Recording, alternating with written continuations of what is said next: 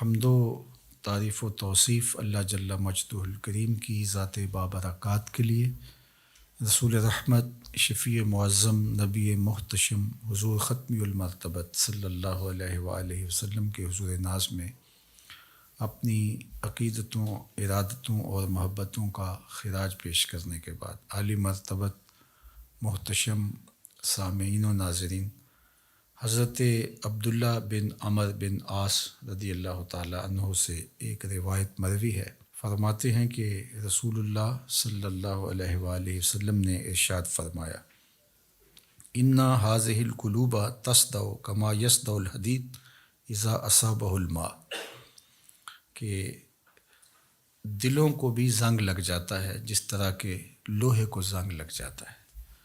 لوہے کو جب پانی لگ جائے تو وہ زنگ آلود ہو جاتا ہے۔ اسی طرح گناہوں کے سبب، غفلتوں کی وجہ سے دل بھی زنگ آلود ہو جاتے ہیں۔ اللہ تعالی ہمارے دلوں کو زنگ آلود ہونے سے محفوظ فرمائے۔ لیکن یہ ایک حقیقت ہے، ہماری مسلسل غفلت اور اعمال بد اور گناہوں کے سبب سے دل زنگ آلود ہو جاتے ہیں۔ قیل یا رسول اللہ صلی اللہ علیہ وسلم وما جلاؤها، عرض کی حضور اس کا علاج کیا ہے؟ ان دلوں کو روشنی کیسے ملے گی؟ زنگ کیسے اترے گا؟ دل اجلے کیسے ہوں گے؟ تو اللہ کے محبوب علیہ السلام نے ارشاد فرمایا، قال کثرت و ذکر الموت و تلاوت القرآن، کثرت کے ساتھ موت کو یاد کرنا اور قرآن مجید کی تلاوت کرنا، یہ دو ایسے عمل ہیں کہ جو دلوں کا زنگ اتار دیتے ہیں۔ کثرت ذکر موت دنیا کی محبت کم کرتی ہے، اور جب انسان اپنی موت کو یاد رکھتا ہے تو موت کی یادداشت دنیا کی لذتوں سے محفوظ رکھتی ہے، بلکہ فرمایا کہ لذتوں کو توڑنے والی کو یاد کرو۔ عرض کی یا رسول اللہ صلی اللہ علیہ وسلم لذتوں کو توڑنے والی کیا چیز ہے؟ تو فرمایا موت۔ تو موت خواہشات کو کم کرتی ہے، آرزوؤں کو محدود کرتی ہے۔ تو یہ ہمیں ہر وقت مستحضر رہنا چاہیے کہ ہم یہاں ہمیشہ کے لیے نہیں آئے، ہم نے کچھ عرصہ گزارنے کے بعد یہاں سے ایک اور دنیا کی طرف کوچ کر جانا ہے۔ یہ جب ہمارے تصور میں رہے گا اور ہم اس سے غافل نہیں ہوں گے تو پھر کبھی بھی ہم اللہ کی نافرمانی کی طرف نہیں آئیں گے، بلکہ اچھے اعمال کی طرف ہی ہماری رغبت ہوگی۔ دوسری چیز جو دل کو ستھرا کرتی ہے، دل کا زنگ اتارتی ہے اور اللہ کی معرفت کا رنگ دیتی ہے، وہ ہے تلاوت کلام مجید۔ تلاوت کلام مجید اللہ جل شانہ کا ایک ایسا انعام ہے اس امت کو جو دیا گیا، جو ہم راتوں کی تنہائیوں میں اور دن کے اجالوں میں کرتے ہیں۔ ہماری نمازوں کے اندر قرآن مجید کی تلاوت کو رکھا گیا، ہمیں قرآن مجید کی تلاوت کی ترغیب دی گئی۔ تو یہ اللہ کا کلام ہے، اور اللہ کے کلام کی جو تاثیرات ہیں وہ دلوں کو نور بخشتی ہیں۔ تو جب دل قرأت قرآن سے، تلاوت کلام مجید سے، قرآن مجید میں غور و فکر اور تدبر کرنے سے دلوں کو معرفت الہیہ نصیب ہوتی ہے اور دلوں کو نور ملتا ہے، دل اجلے ہو جاتے ہیں اور پاکیزہ ہو جاتے ہیں۔ تو یہ دو چیزیں اس حدیث پاک میں بیان فرمائی گئی جو دلوں کا زنگ اتارتی ہیں، ایک کثرت کے ساتھ موت کو یاد کرنا، اور دوسرا قرآن مجید کی تلاوت کرنا۔ اور ایک اور حدیث پاک میں جو اللہ کے محبوب علیہ السلام کا فرمان عالی شان ہے، بیان فرمایا گیا، اِنَّ لِكُلِّ شَيْءٍ ثَقَالَةٍ، ہر شے کا زنگ کسی نہ کسی شے سے اترتا ہے۔ وَإِنَّ ثَقَالَةَ الْقُلُوبِ ذِكْرُ اللَّهِ، اور دلوں کا زنگ اللہ کے ذکر سے اترتا ہے۔ ذکر الہی کرنے سے دل نور پاتے ہیں اور زنگ اترنا شروع ہو جاتا ہے۔ اور آقا کریم نے یہ بھی ارشاد فرمایا وما من شیء انجا من عذاب اللہ من ذکر اللہ، اللہ کے عذاب سے نجات دینے والی ذکر الہی سے بڑی کوئی چیز نہیں ہے۔ سب سے زیادہ اللہ کے عذاب سے جو نجات دیتا ہے وہ اللہ کا ذکر ہے۔ تو کثرت ذکر دلوں کا زنگ اتارتا ہے اور اللہ کی معرفت کا نور نصیب ہوتا ہے۔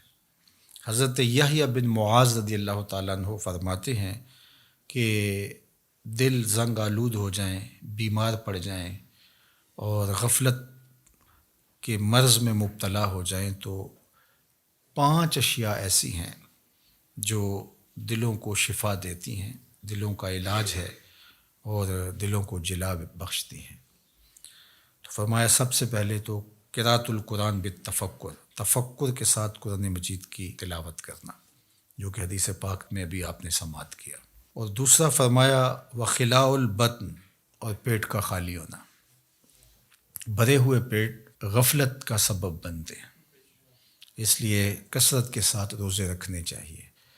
روزہ اللہ جل شانہ کی قربت کا ذریعہ ہے اور تقوی کا نور دیتا ہے اور باطن کی جلا کا سبب اور ذریعہ ہے۔ تیسری بات فرمائی وقیام اللیل، راتوں کو قیام کرنا، جب دنیا سو جائے مصلی بچھا لیں اور اللہ کے حضور آہوزاری کریں اور اللہ کے حضور سجدہ ریزیاں کریں، قیام اور رکوع سے اپنے روٹھے ہوئے رب کو منائیں۔ اس سے دلوں کے زنگ اترنا شروع ہو جائیں گے اور دل اللہ کی معرفت کا رنگ پکڑنا شروع کر دیں گے۔ اور چوتھی چیز انہوں نے بیان فرمائی والتضرع عند السحر، سحری کے وقت مصلی کے اوپر بیٹھ کے رونا۔ سحری کے وقت مصلی بچھا لیں اور اللہ کے حضور آہوزاری کریں، قیام میں رونا، سجدوں میں رونا، رکوع میں رونا، دعاؤں میں آہوزاری کرنا، مصلی بچھا کے اس پہ بیٹھ کے دعائیں کرنا، اللہ کے حضور تضرع کرنا، اللہ کے حضور زاری کرنا۔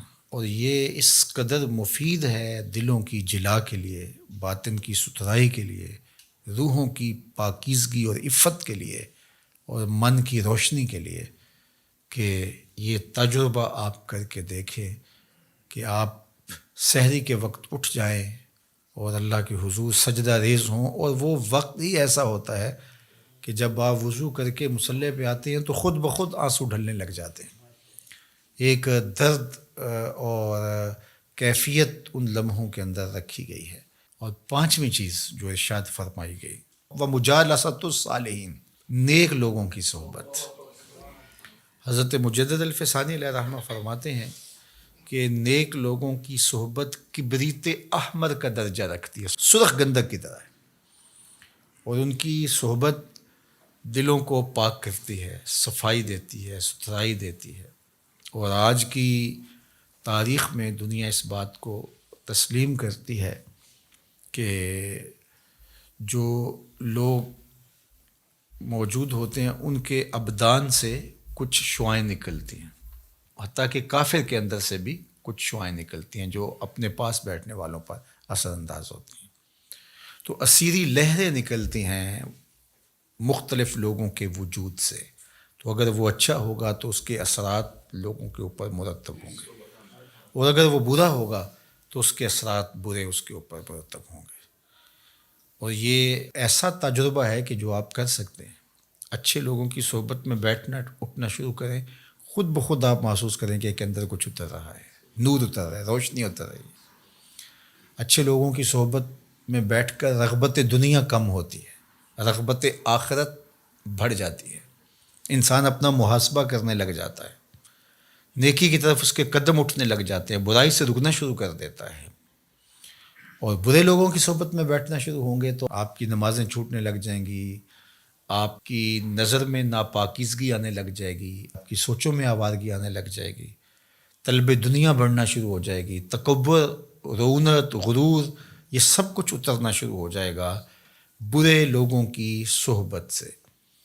اس لیے برے لوگوں کی صحبت سے ایسے بھاگا جائے جیسے کسی موذی جانور سے بھاگا جاتا ہے۔ رومی نے تو کیا خوب کہا کہ تا توانی دور شو از یار بد، یار بد بدتر بود از مار بد۔ کہا جہاں تک ممکن ہو برے یار سے دور رہے، اور پھر فرمایا کہ برا یار برے سانپ سے بھی برا ہے۔ وہ کیوں؟ کہا کہ سانپ لڑتا ہے تو جان لیتا ہے، برا یار لڑتا ہے ایمان لیتا ہے، آخرت برباد کر دیتا ہے۔ اس لیے اچھے لوگوں کی صحبت کو تلاش کرنا چاہیے، اور اچھے لوگ مل جائیں تو ان کی صحبت کو غنیمت سمجھنا چاہیے۔ مجھے واصف علی واصف مرحوم کا ایک جملہ یاد آیا۔ انہوں نے کہا تھا جس شخص کے بارے میں تمہیں شک ہونا کہ اللہ کے قریب ہے اس کے نیڑے لگ جاؤ۔ تمہیں شک بھی پڑ جائے کہ یہ بندہ اللہ کے قریب ہے تو پھر اس کے نیڑے لگ جاؤ، اس کی غلامی اختیار کر لو، اس کی نوکری اختیار کر لو، اس کی صحبت اختیار کر لو۔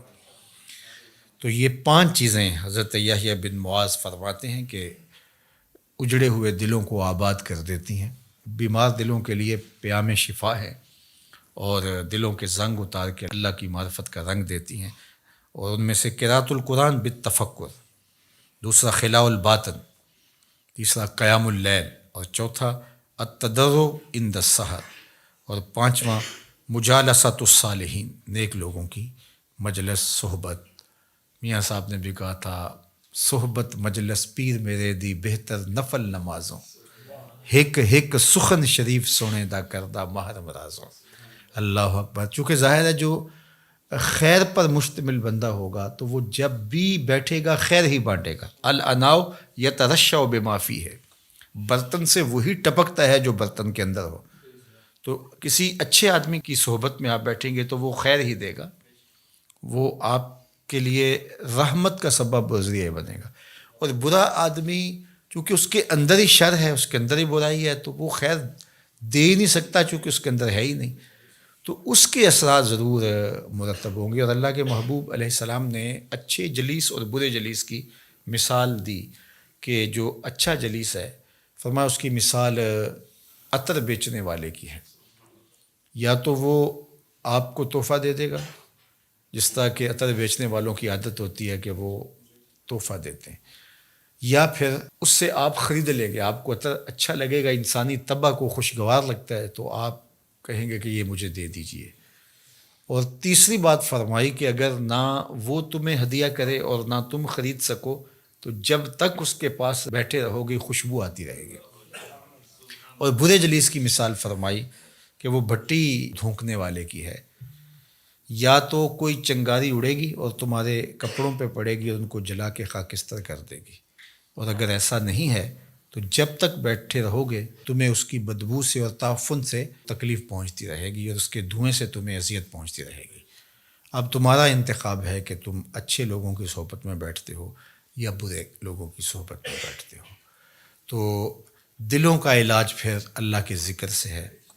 دلوں کا زنگ قرآن مجید کی تلاوت سے اترتا ہے، دلوں کا زنگ قرآن مجید میں غور و فکر کرنے سے اترتا ہے، دلوں کا زنگ اللہ کے ذکر سے اترتا ہے، دلوں کا زنگ کثرت کے ساتھ موت کو یاد کرنے سے اترتا ہے، دلوں کا زنگ سحری کے وقت اٹھ کے اللہ کی حضور آہوزاری کرنے سے اترتا ہے، دلوں کا زنگ صالحین نیک خصلت لوگوں کی صحبت میں وقت گزارنے سے اترتا ہے۔ اللہ ہمارے دلوں کو مصفہ اور مزکہ فرمائے، اور ہمارے باطن کو ستھرائیاں، پاکیزگیاں اور نور و نکہت عطا فرمائے۔